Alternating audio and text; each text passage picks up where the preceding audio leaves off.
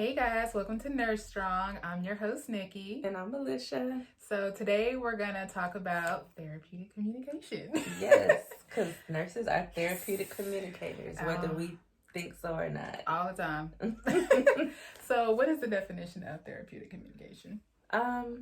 So I know that's something we learn in nursing school all the time, but basically therapeutic communication is communication that benefits the patient. It is not a two-way street. Is when nurses use communication skills, whether it's listening, silence, speaking, and therapeutic phrases to help the patient be more comfortable and help them, get to their healing. Right. So what is it to you? The same thing is kind of getting information from a patient and being able to help them, in the same way, in an effective way, by not, having them put up walls, because we are strangers to them and we're going in there at their most vulnerable time and trying to talk to them, get information out of them, make them feel comfortable, but it's about doing it in a therapeutic way, in one of our many hats when we're talking to them. So just a matter of your approach and how you do it, which I think everybody does it differently. Right. Some things that work for you may not work for me. Right. Definitely individualized. You can find so much information on what are therapeutic communicating techniques, but it's not going to work if it's not specific to you. And that's with all nursing. All nursing care is individualized and specific to you. Sure. I know one of the things I like to use is listening. Sometimes patients, they want to get it out. They want to be heard. So sometimes you may have the answer to whatever their problem is, and you can be trying to tell them the answer, but they still got to get out whatever they're feeling, because they want their feelings to be acknowledged and heard, not just feel like you're just coming in there and just talking to them. So just taking that few extra seconds to sit there and just let them express themselves and get it out, and then say, acknowledge their feelings. And usually, like, if they're mad or angry, like, it'll come down, because now it feels like you are communicating with them, like they are a part of the team or the decisions that's being made for them. Right. I like how you said acknowledge, because that's something I like to use, is acknowledging and giving recognition. Right. Because I don't always have to agree with my patient, but I can acknowledge that they have feelings and that they feel a certain way, or that they experience something and their perception of their experience may have been negative. Right. And so it's just acknowledging that they are a person with a voice, not necessarily agreeing, giving recognition, not necessarily giving them, I hate compliments that can sometimes seem condescending. So instead of saying, oh, you took your medicine this morning, I might say, hey, I noticed you took your medicine, whereas before you were kind of, struggling with remembering. Good job. Recognizing them and acknowledging them is something that I definitely implement in my nursing practice. True. That's a good approach. Also, one of the things I like to use is sometimes silence. Sometimes you don't have to always say something. Sometimes even giving them that time to just let them get their thoughts together to figure out what they want to say. Or, they may just need that moment of just sitting there and you just being there with them. Like that is still a form of communication. Like you are still present with them and just being there. And if they want to talk, let them talk. Because sometimes people don't want to talk. They just want you to be there with them. Right.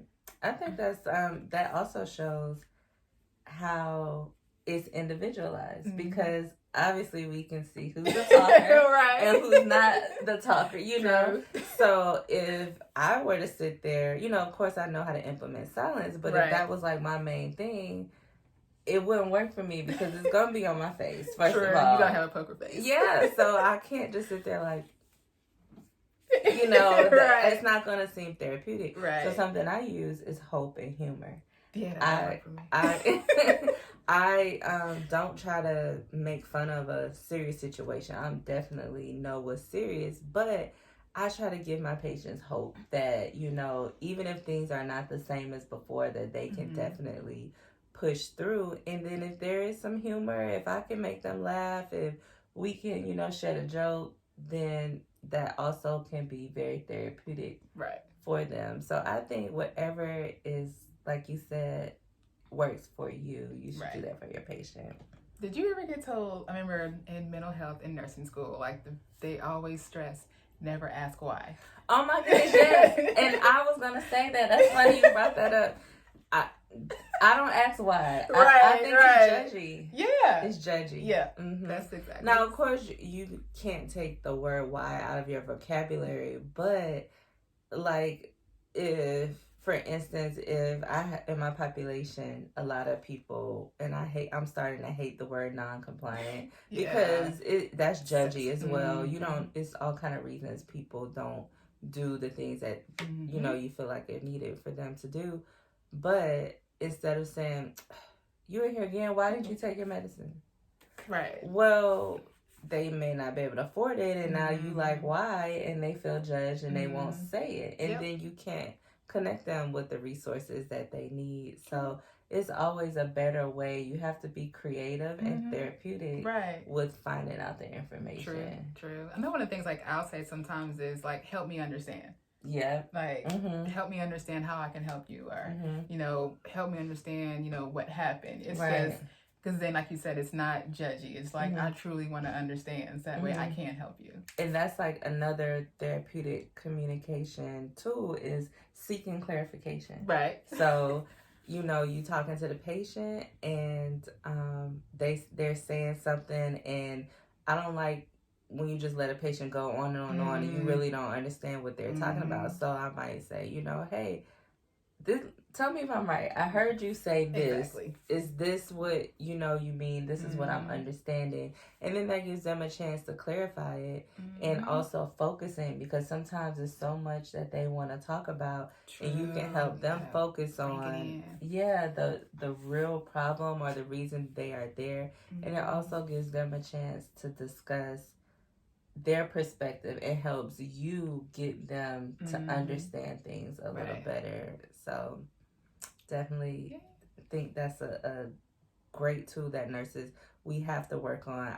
You can't be a nurse without being able to effectively communicate in a therapeutic way.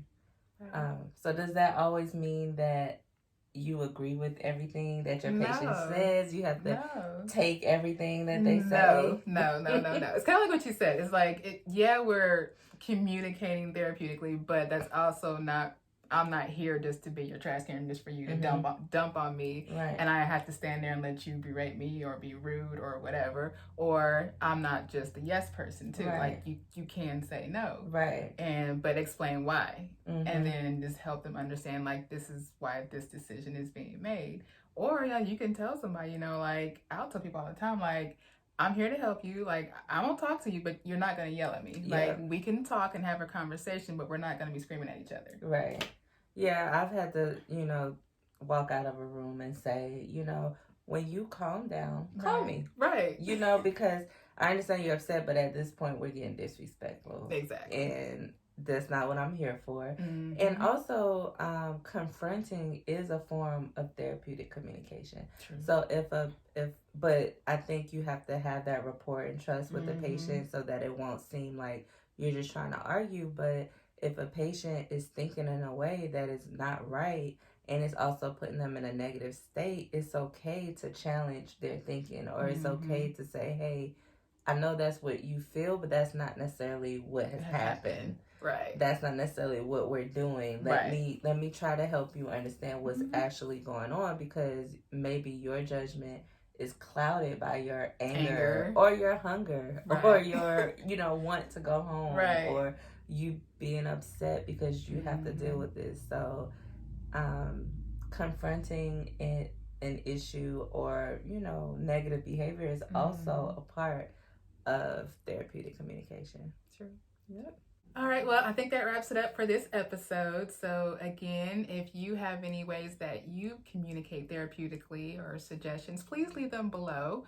Also, don't forget to hit the like button, subscribe. Email us, livenursestrong@gmail.com. Yeah. All right, thank you guys.